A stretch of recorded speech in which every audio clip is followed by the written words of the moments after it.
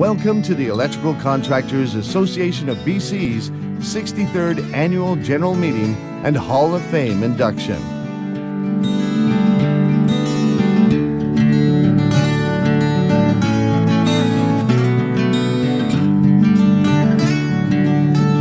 Attendees from around the province enjoyed meetings, guest speakers, social events, and our gala dinner, and a Hall of Fame induction ceremony.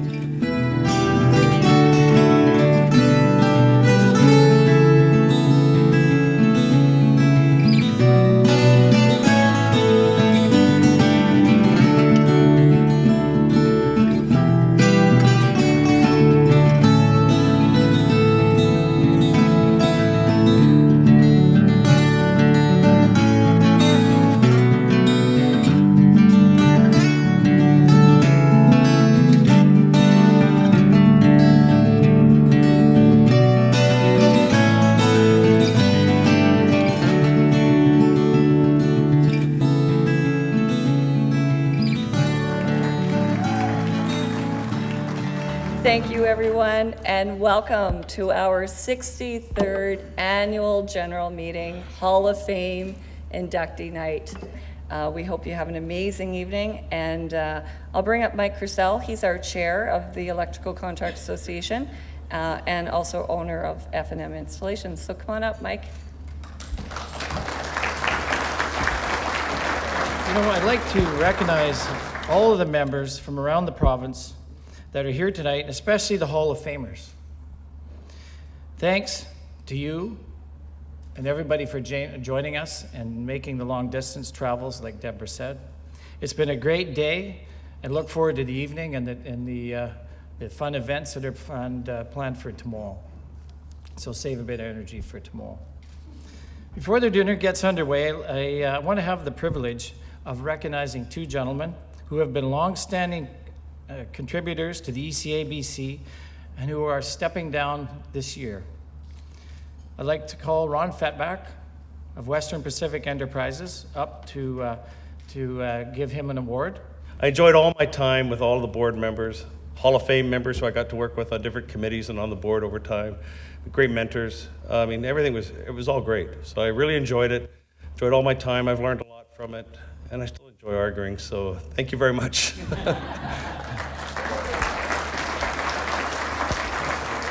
Thanks a lot, Ron, for all you've done, and thanks for coming up. I'd like to take this opportunity to call Robert Lashin, President of Houle Electric, to come up and join me.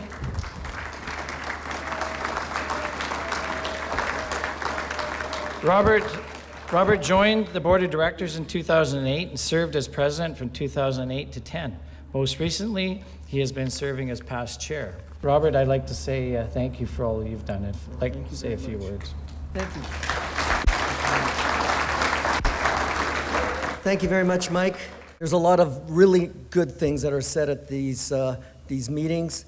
I'd like to say that I've enjoyed my time on the ECA board. I cannot think of a time that I haven't. And I like to think, like you've said earlier, that you get what you put into it, and you really do. And I feel that I've grown as an individual because I was allowed to participate with my peers, to think about things, discuss things, and I really enjoyed that, and I really think it was an honor to serve ECA. I really enjoyed it, and thank you all. Thank you very much. And of course, dinner tonight was an amazing meal as well, so a special thanks to the Delta. So thank you very much for all of your hard work.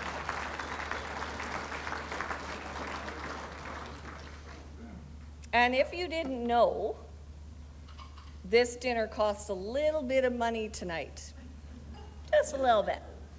But we are only too happy to have you here together. But that doesn't happen on our own as well. And I do want to especially thank all of our sponsors over the course of over the last few evenings. But this evening's dinner is a special sponsor, and that's Gillivan, Rob, Tate. Thank you so much.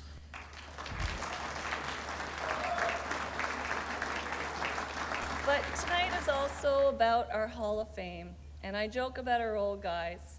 And I always talk about you look back to the past, and I know, because they're the first ones that say it when we introduce them, old guy, old guy.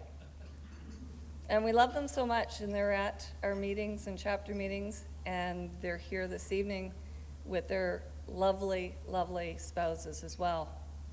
So we look to the past because it brought us into our present, and it's going to bring us into our future.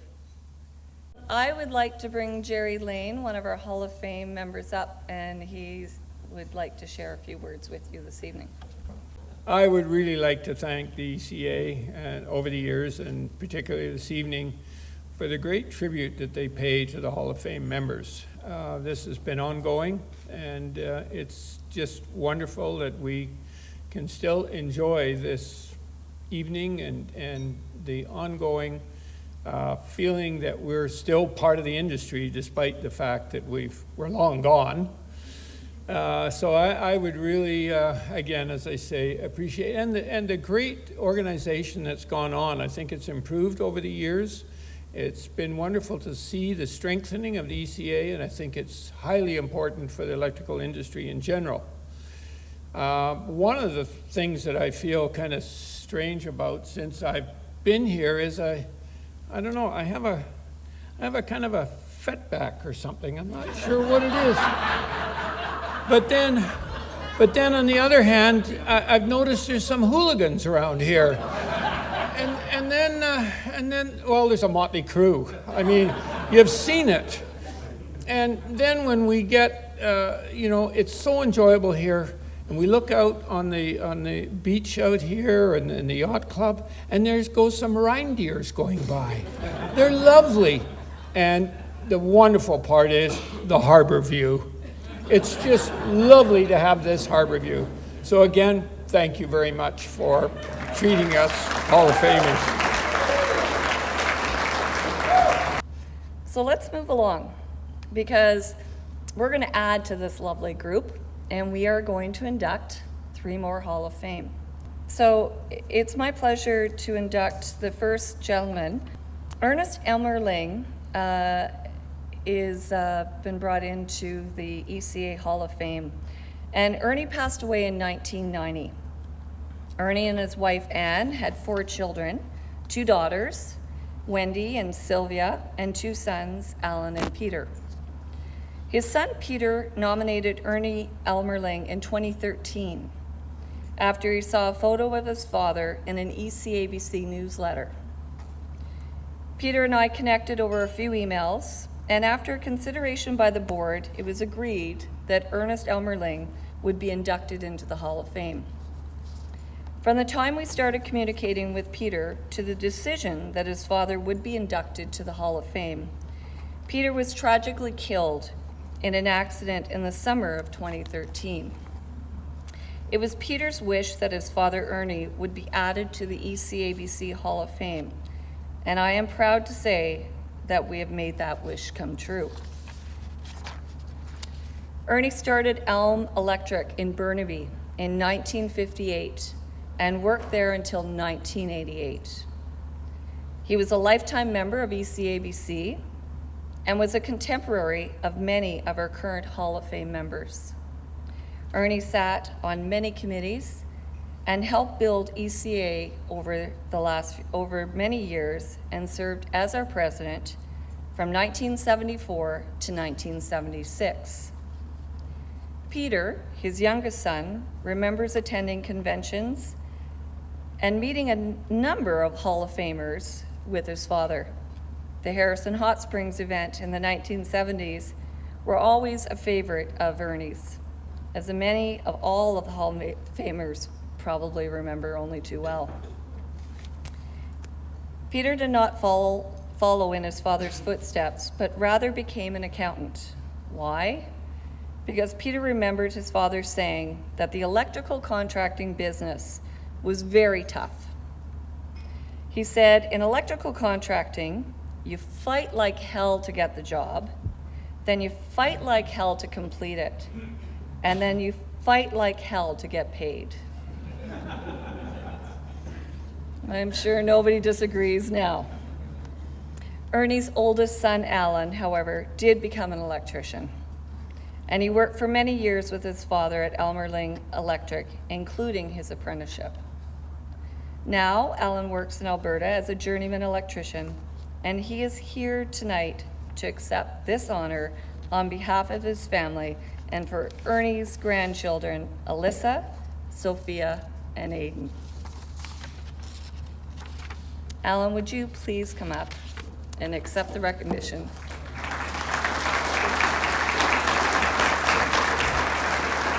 Good evening, ladies and gentlemen, alumni and colleagues, to this, the Electrical Contractors Association of British Columbia's general meeting. As you can see, I am standing in for someone who could not be here tonight.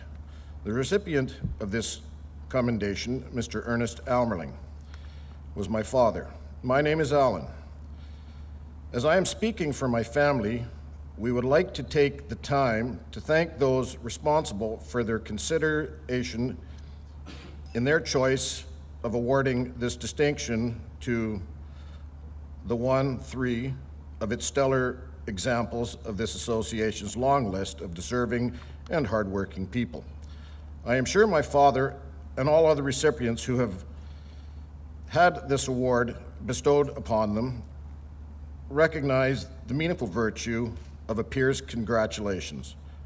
I, for one, do. These hardworking people have enriched the lives of everyone around, and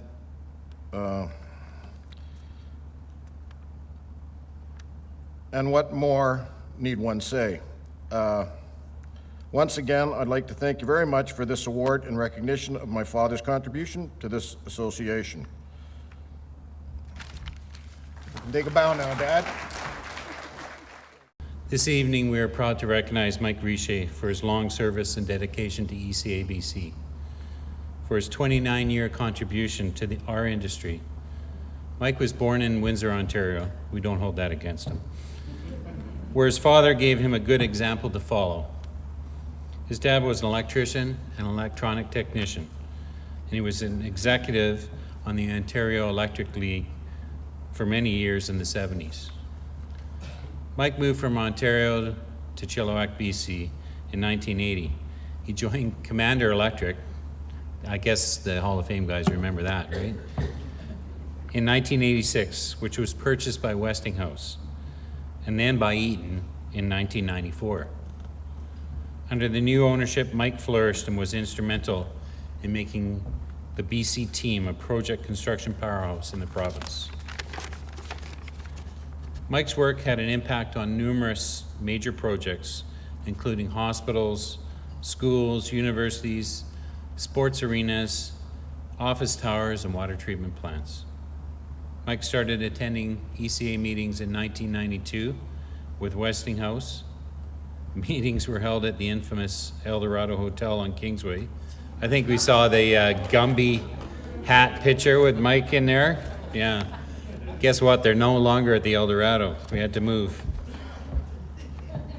Mike spent many years as a member of the Vancouver Executive Committee. He was one of the original organizers of the Vancouver chapter golf tournament. It started out as a small gathering, but thanks to Mike's help, it became a continuously sold-out event, fundraising charity event that it is today. And just for those of you who didn't hear, the Vancouver chapter golf tournament, thanks to everyone that was involved, donated $17,000 to the Greater Vancouver Food Bank this year. So, great event.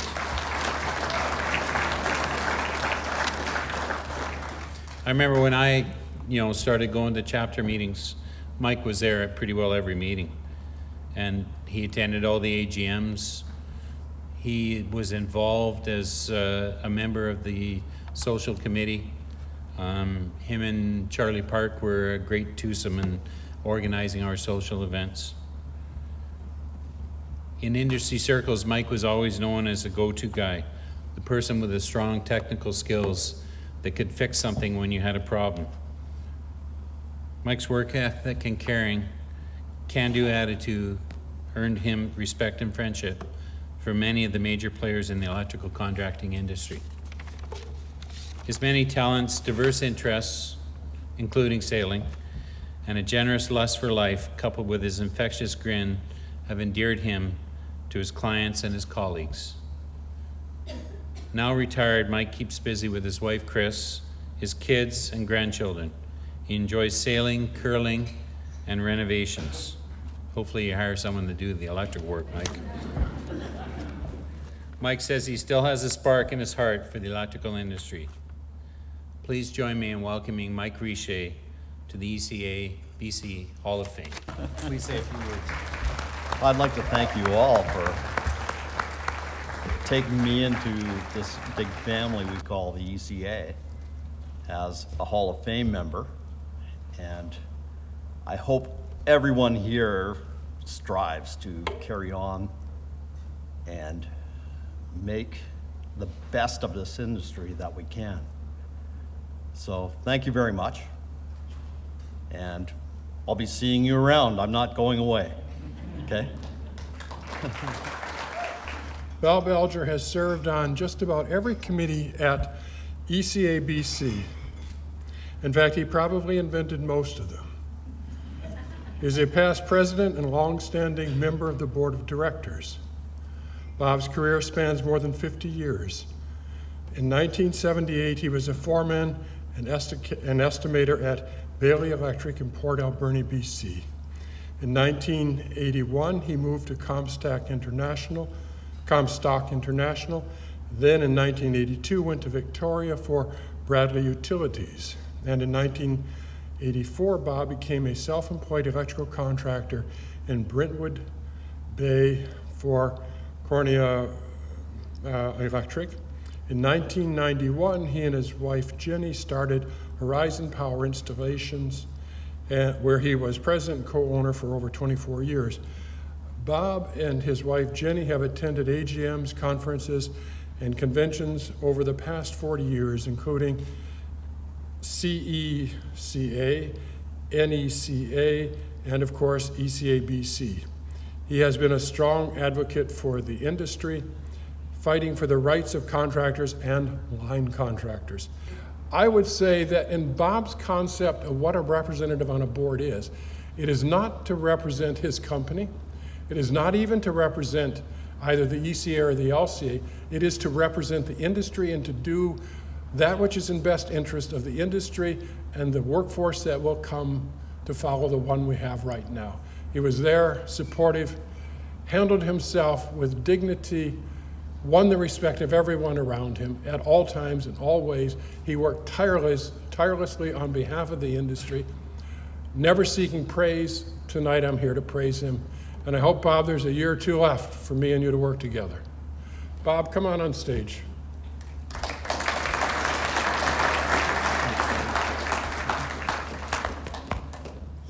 Will you say a few words to the audience? It's up to you. Yeah, well, I kind of had a plan what I was going to say, but whoa. I don't know where to go after that. You don't go into this looking for praise. You go into this, you join the ECA, you go on the board because you believe in something. And that's all it is, and I've been there for 20-some years and only doing what you think is right. Not looking for praise, not looking for anything. And when Deb phoned me up and said, we're going to bring you on the Hall of Fame, I said, but I'm not dead yet. Yeah. She says, that's why we're doing it. We want you around. And I got to tell you a little story. When I was a junior foreman, and I went to a seminar. It was a 2-day thing where they taught you how to mentor. And they had a little video camera. So you would go and do a task. And for me, it was a line one.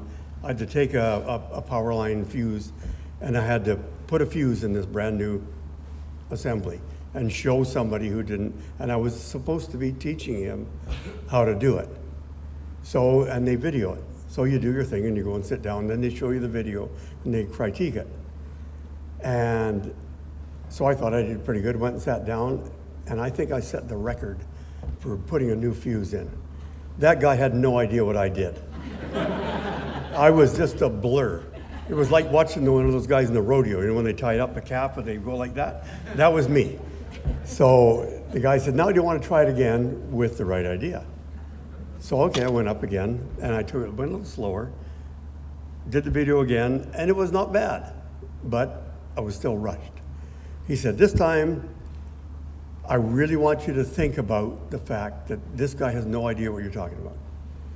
So the third time I went through, and I took my 2 minutes, and I showed him what I was supposed to do, and I finally got it right. And so that's the kind of thing we need in the industry, is people might be good tradespeople, and they might be able to be the fastest there is, but they might not be able to show the new guy what it's about and show them how to do it. So it's training sessions like that, and these guys, Andy and Kyle got it right, and I think we really got to embrace this and use that method to show apprentices and young people how we do our job. Anyway, I really feel honored for this. Thank you very much. I appreciate it.